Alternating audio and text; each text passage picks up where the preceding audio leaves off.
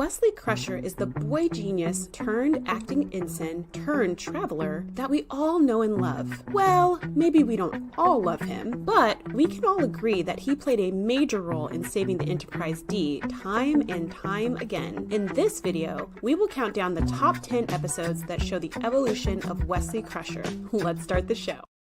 Welcome to the Savage Stream, the weekly live stream where we talk all things Star Trek. And today we are talking about none other than Wesley Crusher. Now, I will admit, when I first started watching The Next Generation, I was a kid and I had a huge crush on Wesley.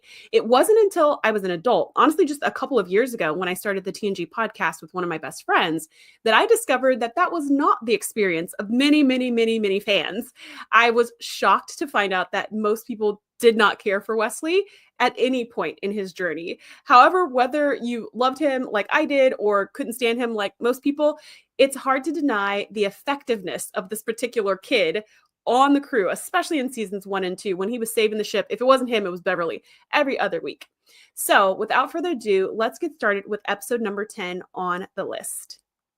Season 1, Episode 3, The Naked Now. A mysterious infection spreads from another Federation ship to the crew of the Enterprise, lowering inhibitions and causing erratic behavior among the crew. Somehow, Wesley saves the ship from destruction, and Beverly creates an antidote, all while being intoxicated. Now, this episode, I have mixed feelings about. Now, I don't know if this episode's actually good or if I just like it because of the experiences that I've had with the show.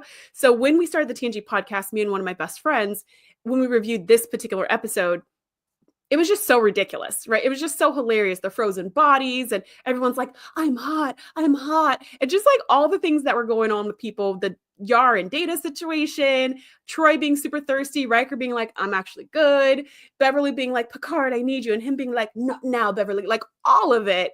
You know, I think the chief engineer was pulling out all the isolinear chips for some reason and just like playing with them on the floor. This episode is ridiculous. And I had so much fun recording the review of it.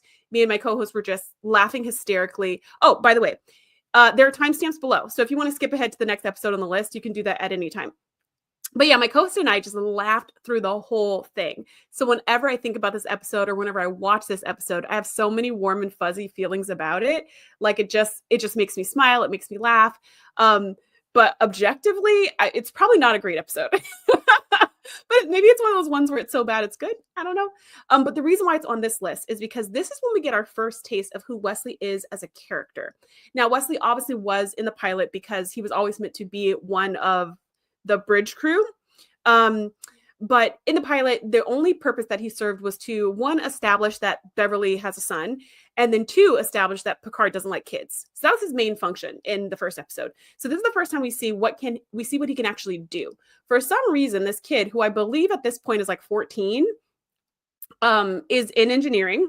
And so when the chief engineer starts pulling out all the isolinear chips, Wesley's right there with him like, wee, this is so fun, because of course he gets the drunk virus like everybody else. And he's just like wilding out. So during this experience, they first come upon this ship that is dead in the water, and everyone in the crew is dead because of this drunk virus. That virus somehow gets passed to Geordi because he's on the ship touching bodies or whatever. I don't know. Somehow it gets transferred to him, and then he transfers it to everybody on the Enterprise. So the fear is like, oh no, we might become incapacitated like them. But to add and hype up the danger, there's also like an asteroid or something that's heading towards them, and it's going to collide. And so they need to move the ship out of the way, but they can't because the chief engineer took the isolinear chips out in engineering, which something warp drive. And so they can't move out of the way. So they're like in imminent danger. They're not just going to freeze to death like the other crew or space themselves for fun like the other crew. Like they're going to be smashed to pieces by an asteroid. But at the last minute, somehow Wesley gets enough mental power or something to like figure out, oh, if we use a tractor beam, we could like push it or something. And then Data comes in. And even though he is also affected by the drunk virus, he's able to put all the isolinear chips back in place within like 1 second, right? He just pops them all back in and it's like, go, and they move out of the way just in time. So yay, the day is saved. And Wesley's one of the people who saves it. And Beverly is also the other person who saves it, because even though she's totally intoxicated, she's somehow able to create an antidote. You know what? I don't even think she had to create an antidote because this episode was a rinse and repeat of the Naked Time, which is a TOS episode. And I think they created the antidote in that episode or something. So I think she just like looked it up in the database and just replicated it and then hypo sprayed people or something. Logic, a little fuzzy on this one. And also memory of how exactly they resolved the situation is a little fuzzy. But this is a great starting point for the character of Wesley Crusher. So we know a couple things about him from this episode alone. We know he's a genius. We know he's always in engineering. We know that he doesn't have many friends that are kids, apparently, because we don't see kids around him that often. We know that he's trusted, right? Because of all those other things, he's in engineering and he's able to like play with the buttons and he knows how they work and stuff like that. And that's a really good base to jump off from, because the original idea of Wesley was that he was supposed to be this wonderkind who just keeps iterating on this genius. And I think maybe that became a little one note after a while. And it was like, let's, have some other characters in here, or let's give Wesley some other storylines. And then when the actor who plays Wesley Crusher left the show, then it was like, well, whatever, is he still a genius or is he just like a normal kid? Who knows? And we find out that his genius now doesn't super matter because he ends up becoming a traveler. So I don't know if genius is a prerequisite or what that, I don't know how that works either. Anyways, this is a great starting point to see the evolution, to see what happens as this character grows.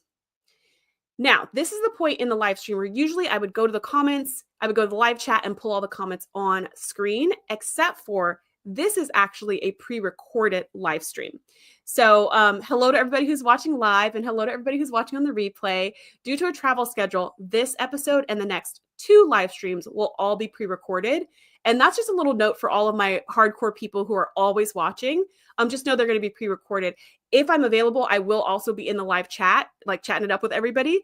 But I just wanted to make sure that we didn't skip a single Wednesday without talking about this show that we all love. If you're watching on the replay, forget everything I just said. You can probably just skip to the next episode right now. Okay, so with that being said, before I go to the next episode, I want to know your thoughts specifically on The Naked Now. Is this an episode you liked? Was it a thumbs up, like pretty good? Was it a thumbs down, like hot garbage? Was it a thumbs sideways, like not the best episode, not the worst episode? I'd love to know your thoughts. Drop it in the comments below.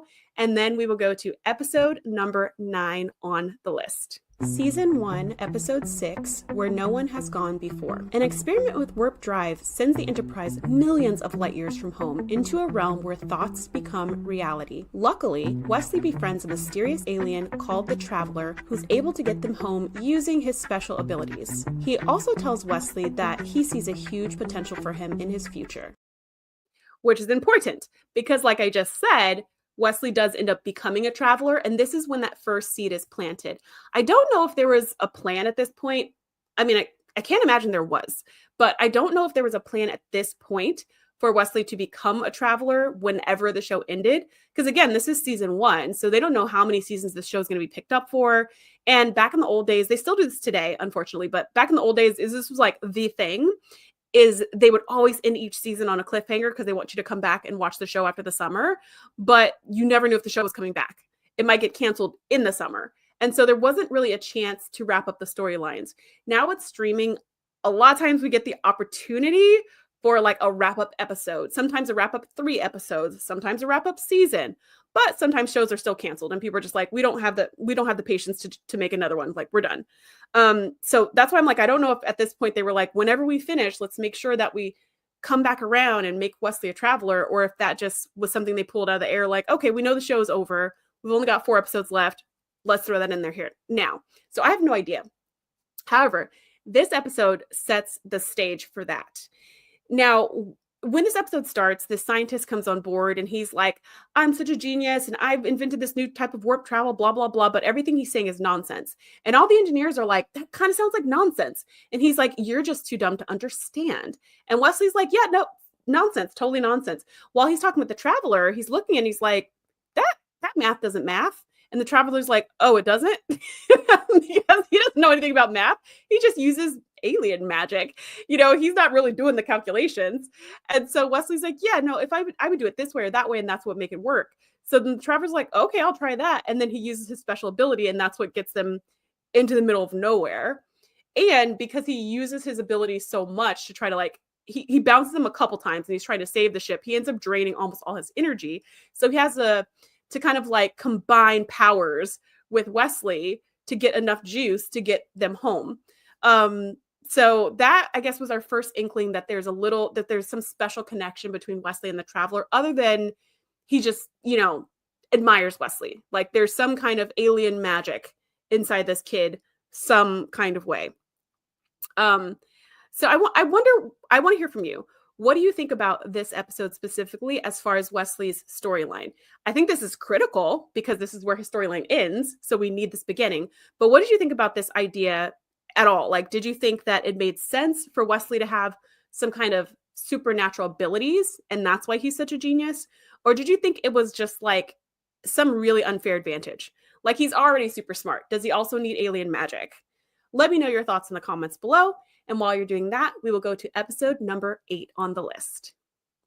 Season 1, Episode 17, When the Bow Breaks. Inhabitants from a mysteriously cloaked planet kidnap children from the Enterprise to fix their infertility crisis. Wesley leads the kids in a non-violent protest, while Picard negotiates to get them back. Ultimately, Beverly convinces them that their shield is responsible for their infertility, and shutting it off would solve everything. This episode is legit good. Like, if you haven't seen it in a while, I definitely recommend rewatching it. Just for the simple fact that when these people kidnap the kids, there's like no way for the Enterprise to get them back. Typically, we see that the Enterprise is either equally matched by some opponent or they slightly outmatch. They overpower their opponent. And the only way for their opponent to outpower them is if they have multiple ships, right? Like several warbirds or several, something like that. But in this case, the technology of these kidnappers is far above what Starfleet has. So when Starfleet's first going by, they're like, that planet wasn't there a minute ago. And at first it's like all cool and, nice conversation. And it's just like, where are kids? So next thing you know, our kids are gone and the planet's like disappeared. And when they're talking on the view screen and Picard's like, give me our kids back, the head of that planet is just like, no. And they use their technology to transport the ship, I think like 2 or 3 days away from the planet. So they have some kind of crazy amount of power to push them away. And so it takes several days for the Enterprise to get back. So of course they come back for their kids. And when they come back, the head of the planet is like, look, if you keep messing with us, we're going to push you so far away that you'll never be able to come back, which is like, what the heck? And then they go further to say, our planet and our people are sterile. So sorry for you, but we have to kidnap all your kids because your kids will like regenerate the gene pool, basically. We'll raise your kids as our own and they'll like intermingle with each other. And then we can have more people on this planet. Well, Beverly finds out that it's this fancy technology that they have, and it's all run by a central system called the Custodian. So the Custodian is creating the shield around the planet, which is keeping them cloaked. It's also responsible for the like zapping technology that sends people far away and pretty much all their other fancy technology. So Beverly's like, it's actually this technology that has weakened the atmosphere, like it's weakened the ozone layer. And so it's letting in all this extra radiation from whatever the primary star is, whatever their nearby sun is. And that's what's causing everyone to be sterile. And so she goes further to say, well, if you just turn it off, your ozone will just like repair itself. And then your sterility will just go away. And then everything's saved. So I don't know about the science behind all that. If you just like your ozone just repairs itself like that, and then sterility is just undone. As a scientist, I'm calling BS on that a little bit. However, like I like it for this episode. I think that's a perfect solution for this episode, because the solution can't be you keep our kids. And the solution can't be we just clone you guys. You know what I mean? Like there has to be something a little more permanent. So for them to just be like, well, if you turn it off, all your problems will go away. It'll just take a couple years. I'm okay with that. What made it really interesting in this episode is that the whole thing about these people is they're a little xenophobic, right? They've got this cloak around their entire planet so that all the passing ships won't know they're there. So they can live in their own little bubble and not have to mingle with others. But because this shield is the same thing that's killing them as a society, as a people, and they have to turn it off, that means everybody will be able to see their planet and they won't be able to hide anymore. And so that's their trade-off. It's like, if we want to have kids and continue our population, we can't continue our practice of being isolated. which is interesting. And I love episodes like this. Like, this is why I love this show. It's because of the bigger philosophical conversations that happen from the things in the show. Like being, living in a colony, I'm talking about on Earth, just like regular nowadays Earth, living on some commune or something is the same idea. Living in this little population where it's a little bubble and you can kind of control the variables in the environment and raise kids the way you want. But if there's something like that, some disease that wipes, that starts running through everybody, well, now you have to leave your bubble to go to a hospital, or you have to bring someone into your bubble, like a doctor or something, to help you. And it just goes to show the interconnectedness of life and how hiding doesn't always help. And I think that's one of the messages of Star Trek whenever we see, because I'm thinking of that other episode, Masterpiece Society, the episode where Troy falls in love with that really cool guy. I think his name is Aaron, who's in charge of that human colony that lives in a little bubble, they live in a little biodome, and they're like all genetically created to perfectly fit whatever roles they serve in society. But it's like the message at the end of the day is they need to explore. Like, they can't all stay in this bubble. Anyways, really good episode. Now, why it made this list is because obviously Wesley, being one of the children, was one of the people who were kidnapped. And it's just kind of funny seeing all the kids sit around the table where he's like, we have to resist them. We have to fight. We can't, just go along with this plan. He's like 15 and the next kid closest to his age is like 8. So I don't know why they couldn't have gotten a couple more teenagers. I don't know. Maybe it's more sentimental if they kidnap like little kids, or maybe there's a better chance of these little kids bonding with them.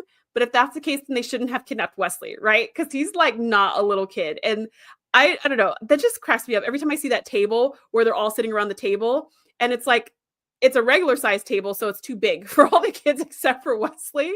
I'm just like, that doesn't really make sense. And why didn't they just kidnap all the kids? Whatever. Lots of questions. Point is, good episode.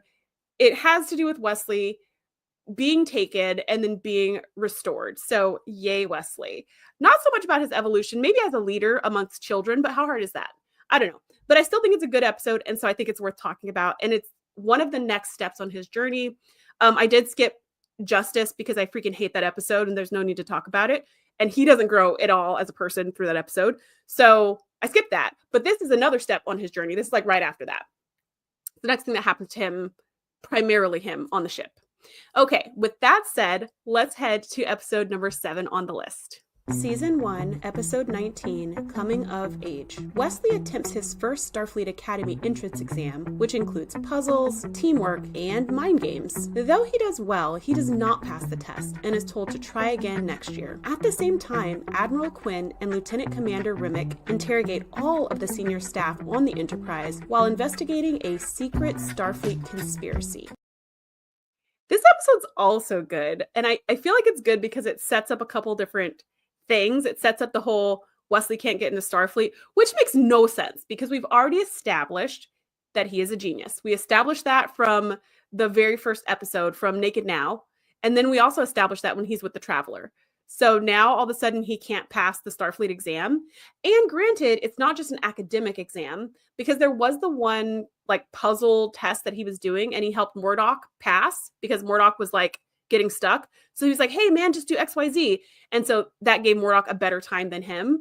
And for some reason, this I don't understand. If you understand this part, let me know in the comments. But for some reason, I don't understand this entrance exam because what was it? 4 people? 4 people are all taking this exam, but only one person gets admitted into Starfleet.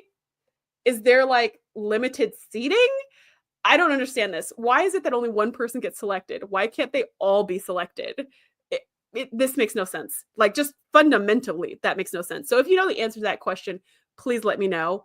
Or when the show, The Academy comes out, if and when that show comes out, Starfleet Academy, then maybe they will answer that question about who. Actually, they won't because it'll be in the future. So yeah, I don't know. It'll be in the far, far, far future, further from the future that they're in TNG. Anyways, so he doesn't get in. But what's really interesting about this episode is that it sets up this whole, like, he wants to go to Starfleet. He wants to serve. He wants to be an officer, which is interesting because at the end of his story, he's like, F Starfleet. So at this point, he's still very much like, I want to be just like my dad. I want to be just like my mom. I want to be a Starfleet officer when I grow up. And it's sad to see him not get it. It's surprising to see him not get it. And it's just, I don't know, but he takes it well. He's just like, I'm disappointed, but I'll try again. And we come to find out that Captain Picard failed his first time as well, which I think is just like a sweet moment shared between them in the observation lounge when Wesley's all bummed out and Picard's like, yeah, I remember when I failed my first time too. And Wesley's like, wait, what? If you, the great Picard, failed your first time, then I guess it's okay that I failed too. The second thing it sets up, though, is this whole conspiracy, which we're not going to talk about today.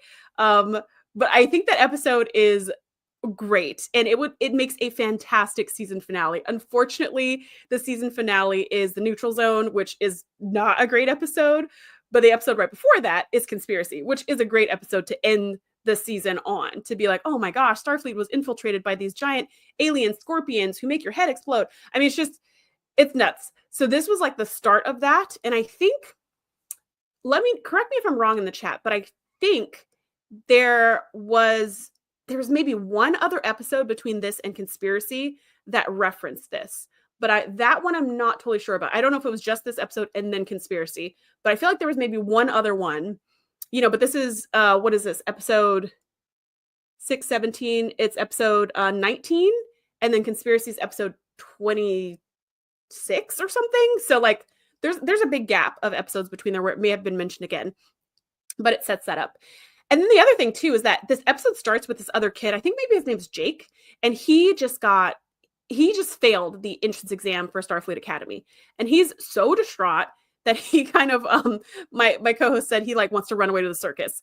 Like he's just like, forget it, and he runs off the ship and he grabs a shuttle and he tries to escape in the shuttle, but then something happens and the shuttle's about to crash, and Captain Picard talks him through a way to balance himself off the atmosphere of the planet so he doesn't break up in the atmosphere and then turn into a ball of fire.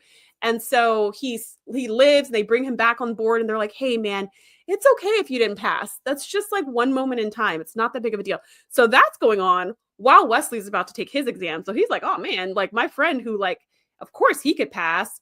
Not only did he not pass, but he also kind of lost his crap. Now he's like, what's that mean for me? He also doesn't pass, but thankfully he handles it a lot better. He doesn't try to escape to the circus. He just goes, I'll try again next year, which presumably he does. Okay, so that is that. Let's go to episode number 6 on the list. Season 2, Episode 10, The Dolphin. Wesley Crusher falls for Celia, a young woman destined to lead her war-torn planet. Wesley seeks out advice from Geordi and Worf for some reason before landing on the experts Guinan and Riker. Their first kiss is rudely interrupted when Celia turns into a shapeshifter to protect Wesley from her nanny. I love this episode. It is so sweet and so beautiful. And the reason why it made this list is because this is the first time we see Wesley fall in love. We can presume that maybe he's dated girls before, but the way he acts in this episode, probably not. And I think it's just really sweet. And he's going around asking like, how do I talk to a girl that I really like? And it's just cute. And their first date is to 10 forward and they have ice cream. I don't know. It's just really, really sweet. And it's lovely to see another side of him other than the boy genius. It's lovely to see him just being a kid. Granted, he's like 16, but emotionally, like the way he relates to others, I want to say it's like a kid and it's like an adult because he only hangs out with adults. His best friend is Geordi. He only hangs out with adults in engineering. So in that sense, you would think his maturity level would be pretty high. But in this episode with Celia, the maturity level seems very low. Like instead of acting like 16-year-olds who have a crush on each other, they're acting more like 12-year-olds who have a crush on each other. So maybe he's kind of developmentally stunted, but academically accelerated. I'm not really sure. But anyways, this is a pivotal moment in his growth when he falls in love for the first time, and we get to see other aspects of him other than being a genius and other than being a son. You know, we get to see him living his own life, even on the ship, which I love. This shows that he doesn't have to go away to Starfleet Academy to start living his own life. So I'm here for that. I'm so happy for him in this episode to just see like, oh, wow, he can do other things. And I think it's eye-opening for him as well. Now, unfortunately, of course, it doesn't last because this is a serial show. And so you have to hit the big reset button after every single episode. So no matter what happens, doesn't matter if you fall in love, doesn't matter if you go on a crazy away mission, doesn't matter if your heart gets stabbed by a Nausicaan, by the end of the episode, you're going to be just like you were at the beginning of the episode. So even though he falls in love and is totally transformed in the episode, by the end, Celia has to go and rule her people forevermore, and they never see each other again, and Wesley goes back to his Wesley-isms. So that's a little bit sad. But even then, it's a little sweet because he gives her a little ice cream as her going away present. So I don't know, it's bittersweet. Now, with that said, let's go on to the next moment in his evolution, which is episode number 5 on the list. Season 3, Episode 1, Evolution. An important science experiment led by Dr. Stubbs goes awry due to Wesley's class project. The nanites he created evolve into sentient microorganisms that Dr. Stubbs tries to destroy. The nanites declare war until Data becomes their spokes android, and Picard agrees to let them claim a nearby uninhabited planet as their new homeworld. This is a great episode. Just putting together those little clips for you, I just want to watch the whole episode again. It's really interesting. The idea that the nanites that Wesley created for a school project have become powerful enough to affect the entire ship is mind-blowing. And also, it goes back to Wesley's a genius. So this is just like some school project. Obviously, it's a science project, but I kind of feel like the only classes Wesley takes are science. Like, I don't know if he does too much like English, poetry, art, dance, PE sort of a thing. I think all of his classes are just different flavors of science. But for one of his classes, he made these nanites. He generated these nanites, and 2 of the nanites escaped, which is kind of hilarious because it looks like he was keeping them in a petri dish or something. But like, they're nano. Like, you can't see them in a petri dish. So I'm not really sure on the mechanics of that. But in any case, 2 of the nanites escaped, and he had programmed them to be able to collaborate because that was his project. He wanted to see if nanites can work together for a common goal. Well, when these 2 escaped, because he left the lid off the petri dish, they found a way to replicate, and because they could collaborate with one another, they started to learn. And that's how they started to grow and become more sentient. Now, Dr. Stubbs is obsessed with getting his stupid egg out into space because he wants to see this once in a lifetime star doing whatever the star is doing. It's dying or imploding or melting or mixing in with another star. I forget what the star is doing. Star is doing something. And he wants to put this probe, kind of like Twister style. He wants to throw a probe into the star to like measure all the data. And apparently this type of phenomenon only happens once every 196 years. And Dr. Stubbs has been working towards this moment for his entire life because he's only going to get one shot at this. So he's like, we must deliver the egg no matter the cost. And he's so obsessed with this egg. But the nanites, as they start growing and learning, of course, they find their way into the computer's systems because why wouldn't they? They're nanites. They're not going to find their way into just the replicators for some reason. They're going to take over everything. They start messing up all the systems. So Dr. Stubbs is losing his crap because he's like, my egg, my precious egg, it must be delivered on time. But the nanites are just messing up all the systems of the ship. They don't realize they're messing it up. They're just, doing their thing. They're replicating. They're looking around, poking at things. And Wesley discovers like, oh shoot, my nanites got loose. And then he's like, ooh, I think all this stuff that's happening might be because of them. And then of course they do an investigation and Data breaks it down. And he's like, yep, this is them. This is what they look like. They're multiplying every, 10 seconds or whatever. They're going to take over the entire ship. They're running the show. And so they're like, okay, well, how do we get rid of all of them? And Picard's like, well, maybe I think they said gamma radiation. Let me know in the chat if I'm wrong on that one. But I think they said gamma radiation or something, that they could just flood everything with gamma radiation and it would kill the nanites and presumably not damage all the computer chips and things that the whole ship runs on. But at first they're like, yes, we should absolutely do that. Just to get our ship back because our ship's malfunctioning and we don't want to die. We don't be sucked into this phenomenon and then our ship will be crushed or whatever happens to the ship if it gets sucked in the phenomenon.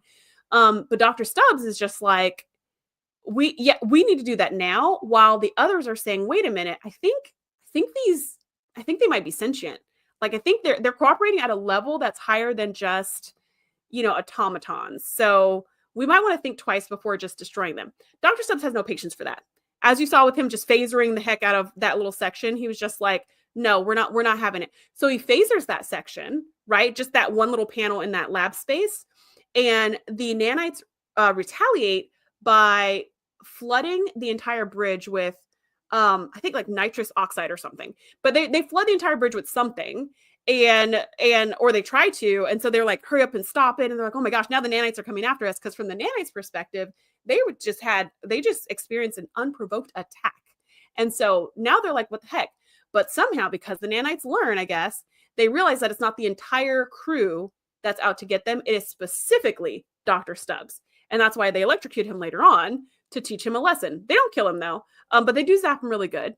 And while he's recovering in sick bay, he's like, "That's it. We've got to destroy them all." But then Data's like, "Hold on. How about I connect to them and they can speak through me? Because at this point, there's so many of them that if we tried to get rid of them, but we missed some, they're going to do this all over again. But now they're going to be pissed, right? They're coming back with a vengeance because we've seen they're vengeful. They don't like being messed with. So he lets them all, and this scene is actually really gross. They like come into his fingernails, ugh. But he lets all the nanites kind of like come into his systems and mind meld with him or whatever, and he speaks for them. And basically, they come to a truce, and Dr. Stubbs is like, "Hey, I'm really sorry for shooting you. Ugh, it's just my egg, you know?" And they all come to a truce, and everybody's happy, and, you know, big reset button.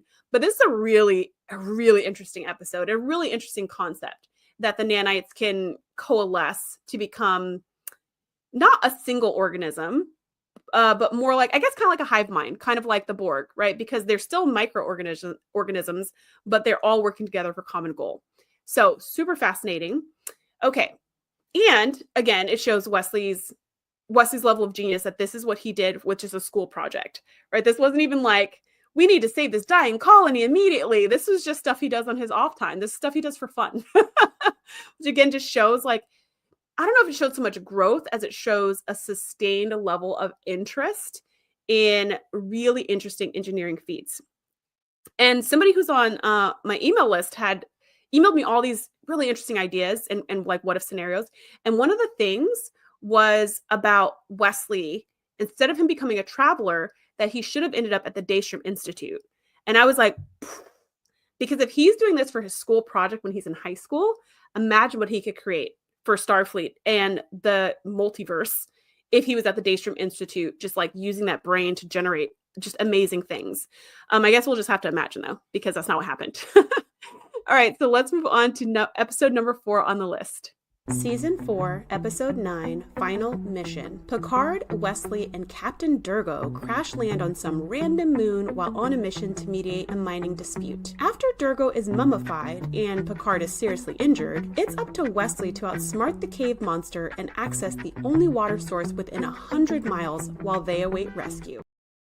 This is another great episode, but also the kind of scenario that just like makes my hands sweat. This idea that you are trapped in this life or death situation with a small group of people, and one of those people is actively trying to kill everyone.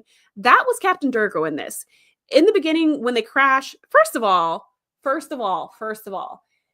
this is Wesley's last mission before he goes to Starfleet Academy. Because at this point, he's been accepted. I guess he passed the test this time. I don't know, because it's been years, but he's going off to Starfleet Academy, and they have this one final mission, this like, just ambassadorial role sort of that Picard's going to play like he usually does, where he kind of helps, or not ambassador, but where he kind of helps negotiate peace. And it's supposed to be just like a final hurrah. Now, they could have taken a shuttle, literally any shuttle from the Enterprise, but Captain Durgo was like, "I know my ship, and I want to take my ship. I'm not taking anybody else's ship." Captain Durgo is supposed to be like their guide to the location that they're going to. And for some reason, they can't just put it in the computer like the GPS system that they always use. They can't just do that on automatic, like boop, boop, boop, boop, and then go to the mine. They have this personal guide, but the personal guide insists that you have to take his ship because he knows his ship. So they take his ship, and his ship falls apart and crash lands on the moon. And so they're like, man, how is anybody even going to know where we are? They're not even going to know where we crash landed at, because of course there's no beacons on their ship. There's nothing on the shuttle that they can use to tell other people where they are. So Picard's like, well, that sucks. But he goes, okay, well, let's like fire up your replicator and replicate some water, get some like big floppy hats. And Durgo's like, I don't have a replicator. And Picard's like, all right, well, let's just pull out your rations, like your extra water, stuff like that, like for situations like this. Durgo's like, oh, I don't have that either. No, that stuff's too heavy. I don't carry any extra. I don't have any emergency supplies. Not a first aid kit or Band-Aid in sight, okay? He is completely unprepared for this scenario, which is terrifying because you're flying in space, dude. Well, anyways, so they get on this planet. So what they ended up doing is I think they make a giant arrow in the sand, and I can't remember how they do it. So let me know in the comments if you remember, but I think it was rocks, because I'm thinking if they just like carve in the dirt, that's not going to work, because as soon as the wind blows, it's just going to like cover it. I think they use rocks or something to point a big arrow in the sand that pointed to the direction that they walked in. So if and when the Enterprise came to look for them, if they found the crash site, they could see a big arrow and they could just follow it to where they're going. And they discovered there's a cave like with some water, however many miles away. But they're out in the middle of the desert, right? There's like no shade. So they're ripping their clothes to make little floppy hats to like protect them from the sun and stuff like that. And Durgal's like, I'm not leaving my ship. I'm staying right here in my ship. And Picard's like, it's 1,000,000 degrees out here. Your ship is now an oven. So if you want to bake in that oven, feel free. But we're going to walk to some shade and hopefully find some water, since you don't have no freaking rations. And Durgal is like grudging about it. And he's like, fine. And actually Picard's really diplomatic. He's like, if you have any other ideas, I would love to hear them. And then Durgal's like, it's fine. We'll just do what you want. Because he didn't even have a plan. This is what I'm saying. Like, this whole scenario, let me tell you, this whole scenario freaks me out, because you're with somebody who's like so illogical, not trying to work together, not trying to be a team. And that translates to me as not trying to survive. And so I'm kind of like, Durgal, boo, you stay here. You guard the ship or whatever. I'm going to go find shade with Wesley. I'm going to go find water. I'd love for you to join me, because I don't want to see your corpse when I come back. But buddy, like, if you don't want to roll with, if you don't want to be a part of the team, you can do your own thing. But Durgal is very much like, I'm the captain and I'm in charge of all of this. And really? Are you though?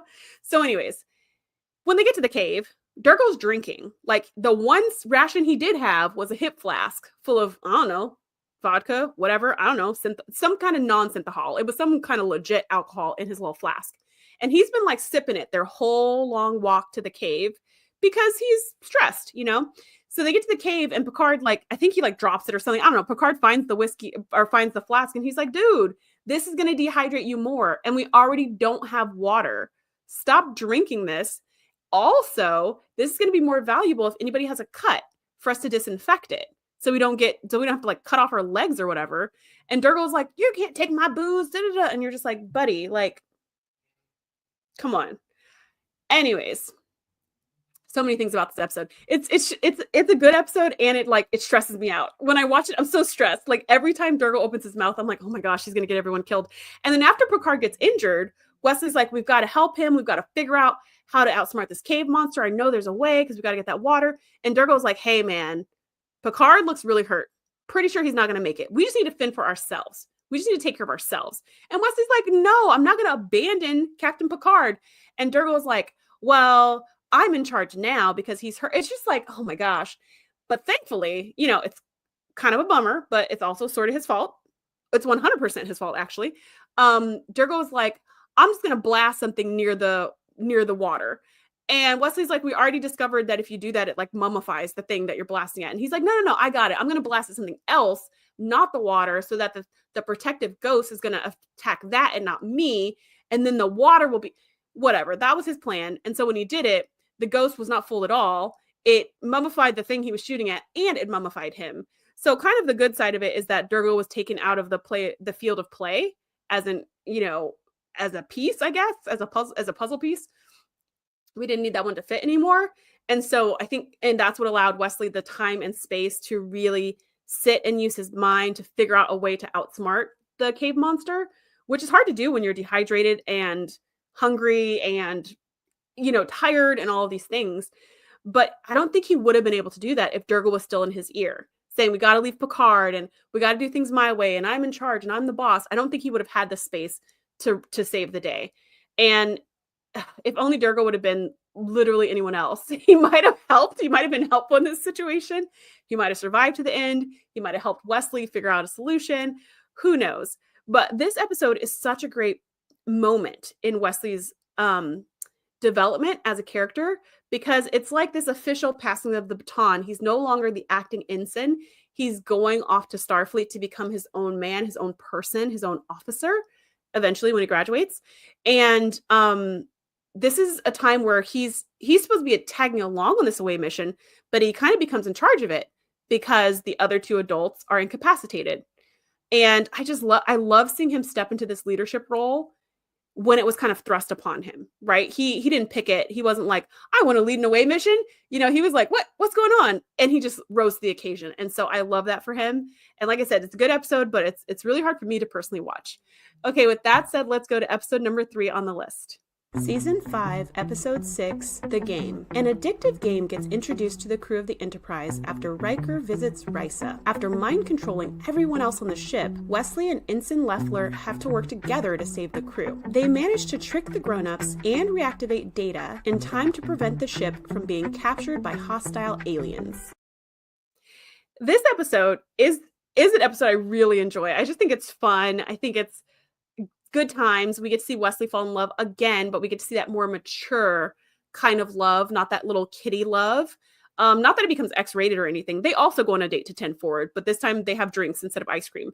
But it's just like this more mature level. They're talking about their families and growing up and just kind of more deep topics, which I love. And this is very much similar to the last episode where Wesley's kind of put in charge of something because everyone else is incapacitated.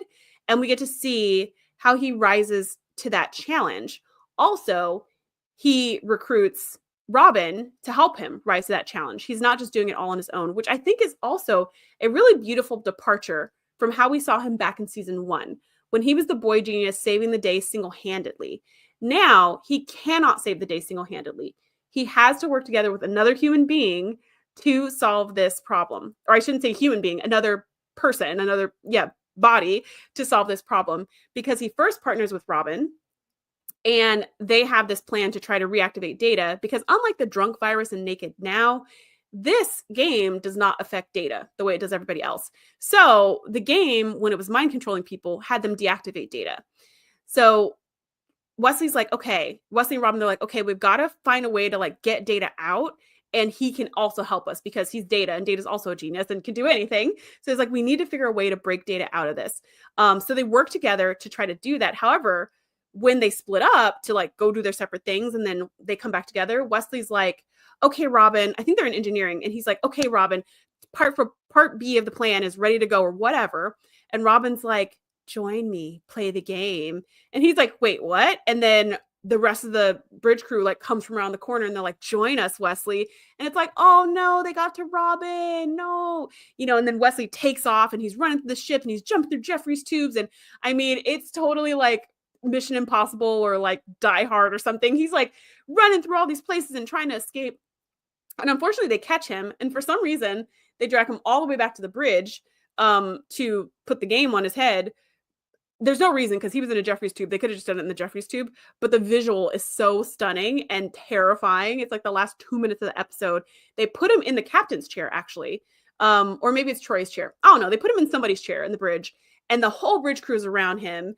And Picard's like, hold him down. And Worf is holding his head down and holding his head straight. And, they're trying to keep his eyes open and jamming the thing on top of his head. And you're like, oh my gosh, like, what is going to happen? But turns out he activated Data before he went on his wild run, before he even went back to see Robin. I think he had already reactivated Data, but I guess Data just took some time to reboot or something like that. Or maybe he was trying to figure out a solution to this mind control thing. And so when he ran from Robin, Data was already like on the mission. So before they can jam the thing on his head, Data comes in and deprograms everyone. And they're like, what happened? It's like, Data, what's going on? And he's just like, I just saved the day, right? And Wesley gets up and he's like, I can tell you everything. It'll all be in my report because I know everything that happened. I was the only one not mind controlled on this ship. Me and Robin and Data, at least until the last 15 minutes or whatever. And then the woman and her crew, their ship was already in front of the Enterprise. Like they were getting ready. Like she had already told Picard, prepare the ship for us to arrive on board. We're going to take control of the ship. Like this is our ship now. And they're like, yes, whenever you want, And so at this point, when they all come to their senses, they're like, what the heck? And she like calms over and she's like, Picard, why is my ship not ready? And he's like, what? And then of course, like that's a thing. But great episode, similar to the last episode. It just shows that Wesley is now adult, he's a young adult. He's still young, but he's now coming into his own. He's not shut up Wesley. He's not just that kid. And he's starting to be more communal, which is super important.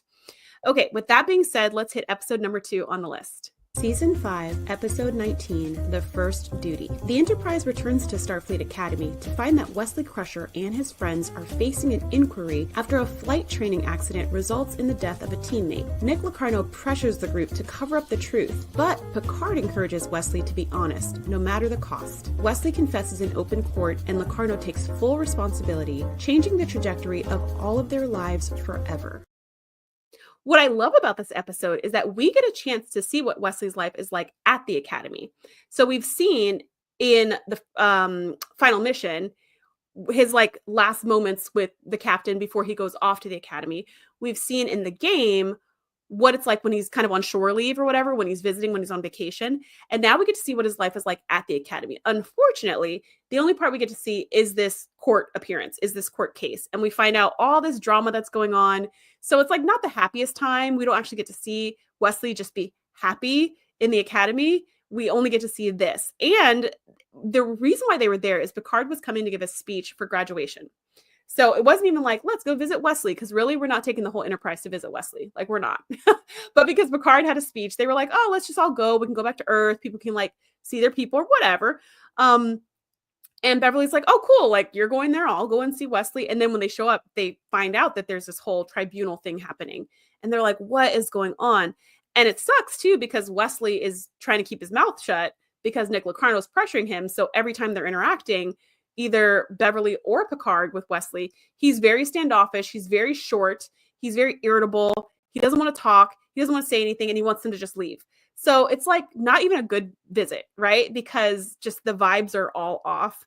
But I so appreciate that they let us see this part in his journey. This is kind of when things go south emotionally for Wesley, because so far he's just been the golden boy, with the exception of not getting into Starfleet, not passing the Starfleet Academy test the first time he took it.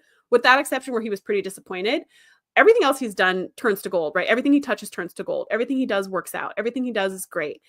He always saves the day. He always figures it out. So here's where we get the first tonal shift in him as a character, where he's not happy-go-lucky, where he has friends, yay. You know, finally we get to see Wesley with other people his own age, like more than one person, you know, and he's got this tight-knit friend group, and I love that.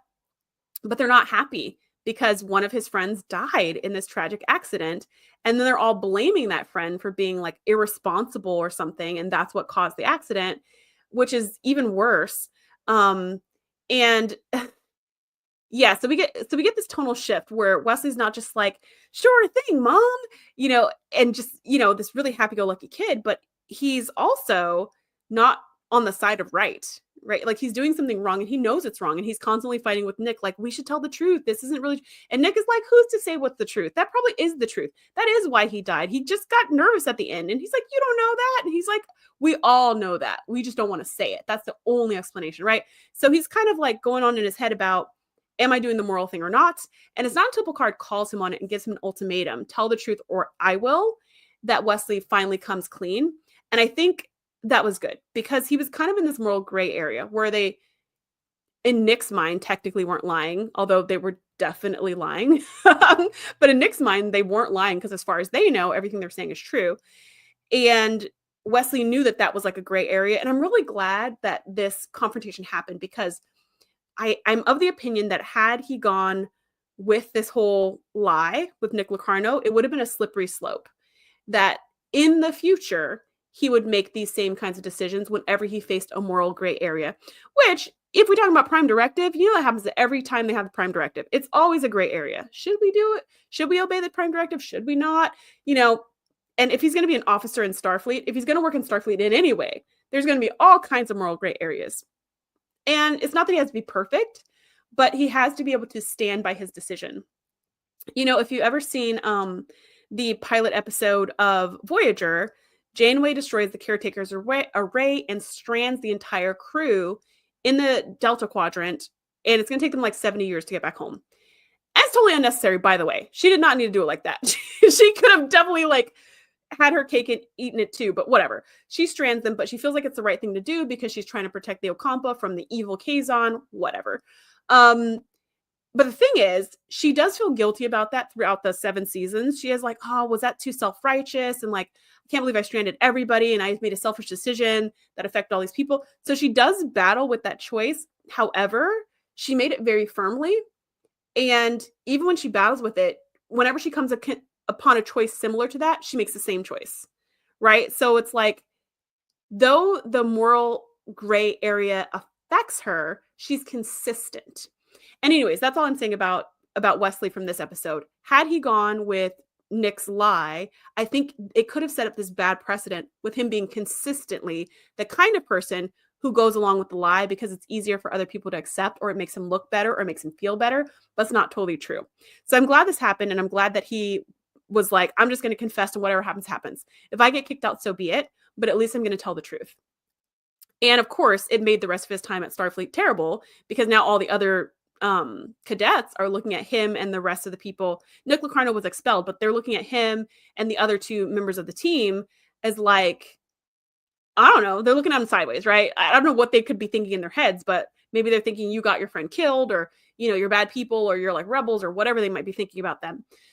But it's going to make the rest of their time really difficult, which is what Picard tells him. That's his parting advice as he leaves. He's like, you're going to have a rough time, and you're like, all of your credits that for this year will be deleted, and you have to start this entire year over. And I think at that point he was a junior out of 4 years, I think.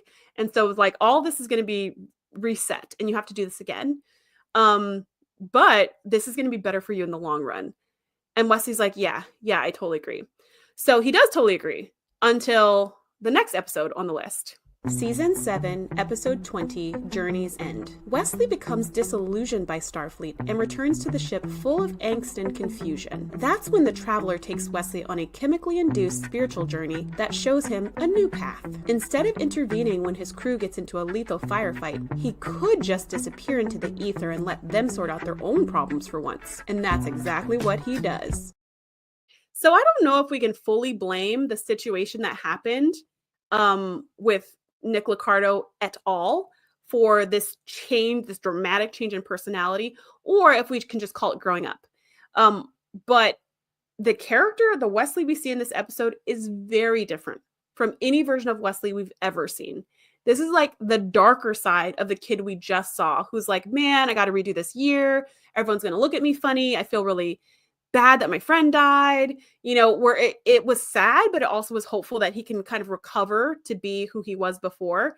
But this episode is like, who is this kid? I mean, at the beginning of the episode, he's being all nasty and snarky with Geordi, and Geordi's like, hey man, I want to show you this new thing I put inside and techno babble, blah, blah, blah. And he's just like, oh, this is so stupid. Haven't you read the latest papers by so-and-so?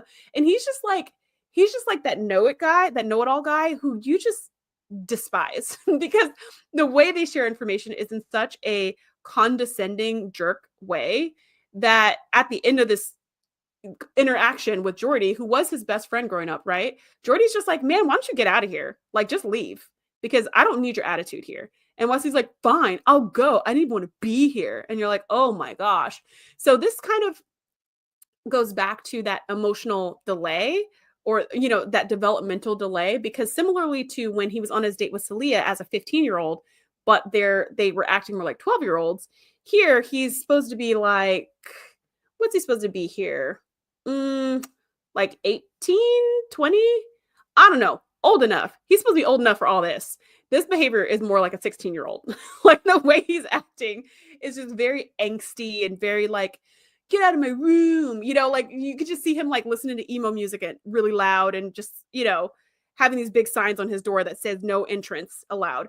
And it just feels very immature to me from this character who seems a lot older than this and like should have already passed through this phase. But technically he never did, right? He never went through this phase. He was always like a happy-go-lucky kid, kind of a people pleaser, on top of everything, got into the academy, you know, it just was, everything kind of worked. And then it seems like when something didn't work or didn't go his way, when he hit a really big road bump in life, it just spiraled him. And again, I don't know if that's what caused him to become this character.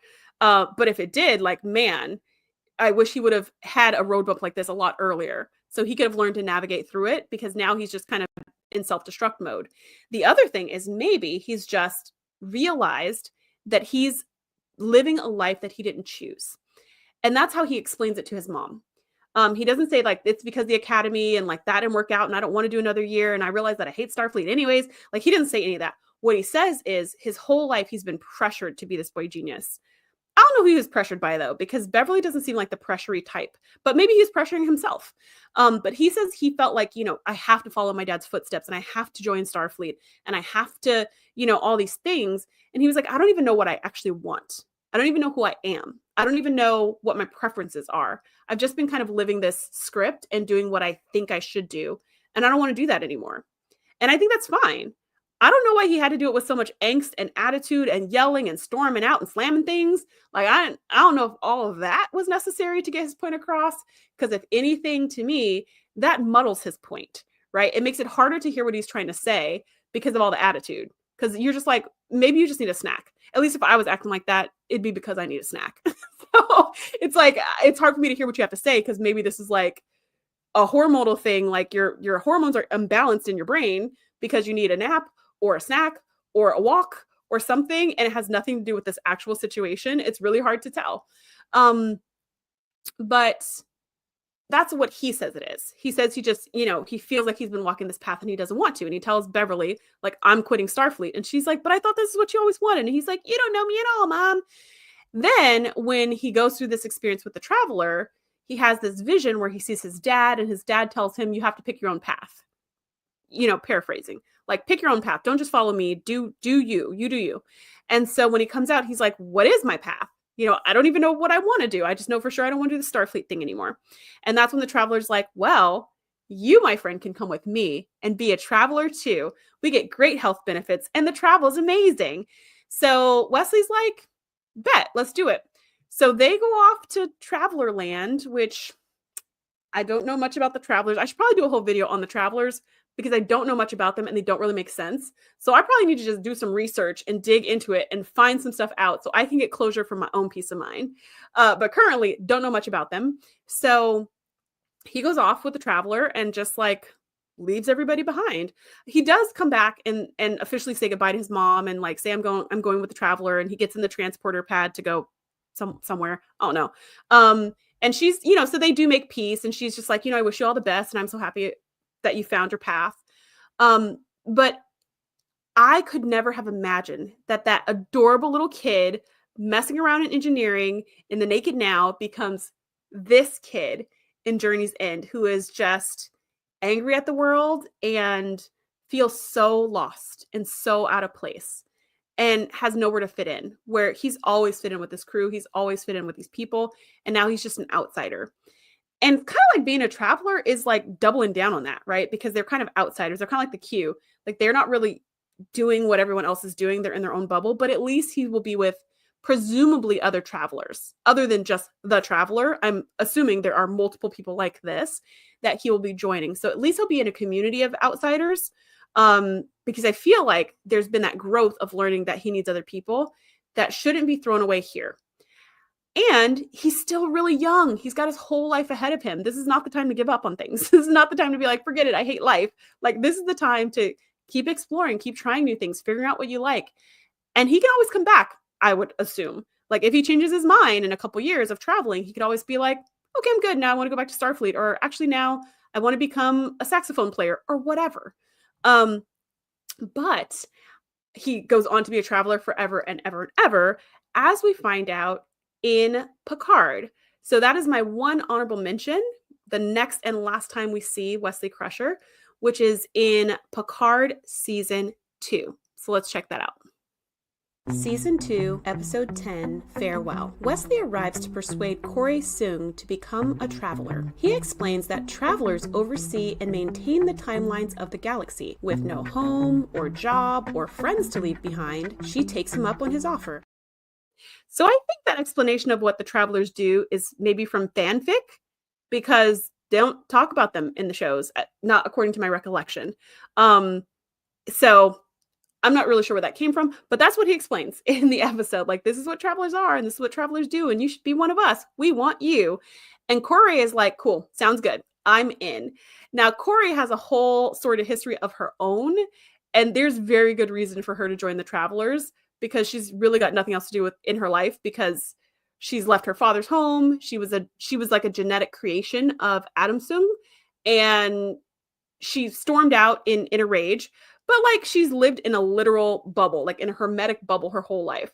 So she doesn't have friends or a support system or money or, I mean, she learned stuff in the little bubble, but like a formal education or whatever. So she's pretty low on resources when Wesley shows up. So I think this is a good decision for her. What makes her traveler worthy? I have no idea. Like, what are the qualifications for this? I don't know, but I'm happy for her. I'm happy that she got that second chance. And I'm happy that we got to see Wesley Crusher again. He looks happy. He looks healthy. He's super excited about being a traveler. He doesn't seem angsty and depressed. So it seems like he did, in fact, find his right path. Yay, Wesley. This transformation over a lifetime was pretty dramatic, from that adorable little kid to a really angsty young adult to a super happy, grown up, middle-aged person who's even going out and recruiting because they're so in love with their jobs. So I'm like really happy for him for that. If I missed any Wesley Crusher episodes that you love, please let me know in the comments below. Other than that, please join me every Wednesday at 6 p.m. Pacific, where we will talk about different Star Trek topics. Now, once again, if you are watching live, the next 2 live streams will be pre-recorded. But if you're watching on the replay, it doesn't matter because the next 2 live streams are probably already available and you can just go watch them right now. Be sure to like and subscribe if you've enjoyed this video, and I will see you next time. Oh, wait, I almost forgot. I want to do a special shout out to PS2 Chipper, who has been attending every single live stream I have ever done from the very first one. And I also want to apologize because I've been saying your screen name wrong from the very first live stream I've ever done. So I always say PS2 Cypher and it's PS2 Chipper. And so I want to apologize and also give you a special shout out for being the most loyal viewer and attendee of these live streams. Okay, now I'm totally done. I will see you next week. Or if you're watching on the replay, I'll see you when you hit play.